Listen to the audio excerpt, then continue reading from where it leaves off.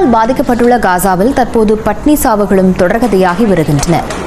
காசாவில் போரால் பல்லாயிரக்கணக்கானோர் உயிரிழந்த நிலையில் தற்போது பட்டினியால் பலர் உயிரிழக்க கூடுமோ என்ற அச்சம் நிலவுகிறது.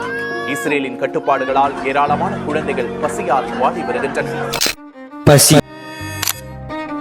இந்த உலகத்துல எல்லாருக்குமே பொதுவான விஷயம்னா அது பசி தாங்க. இன்னுமே நிறைய நாடுகள்ல ஒருவேளை சாப்பாடு கூட கிடைக்காம நிறைய பேர் இருக்காங்க. அந்த வகையில கோயம்புத்தூர்காரங்க ரொம்பவே கொடுத்து வச்சவங்க தான் சொல்லணும். தன்னை சுத்தி இருக்கிறவங்களோட பசியை புரிஞ்சு அவங்களோட பசியை போக்குறவங்க தாங்க கடவுளுக்கு நிகரானவங்க சொல்லுவாங்க. அப்படி ஒரு நல்ல மனிதரை சமீபத்துல நாங்க சந்திச்சோம். வணக்கம் சார், நான் செல்வம்ங்க. செல்வம் பந்தல் நிலையம்ங்கிறது எங்களோட கம்பெனி. ஆரம்பிச்ச கம்பெனி வந்து 1960 ஆரம்பிச்ச கம்பெனிங்கிறது எங்க அப்பா ஆரம்பிச்சாங்க. வடிவேலாம்பாளையத்துல அமலாத்தாள்னு இருப்பாங்க, இட்லி. ஆக்சுவலா இங்க இட்லி தான் ஸ்டார்ட் பண்ணலாம்னு நினைச்சோம். இட்லி மட்டும் செஞ்சு காலையில ஒரு 2000 இட்லி, அவங்க வந்து ஒரு 500 இட்லி செஞ்சுட்டு அது முடிஞ்ச உடனே க்ளோஸ் பண்ணிடுவாங்க. அது மாதிரி இருந்தாங்க. அது மாதிரி நாமளும் ஒரு 2000 இட்லி செஞ்சுட்டு க்ளோஸ் பண்ணிடலாம்னு நினைச்சோம்.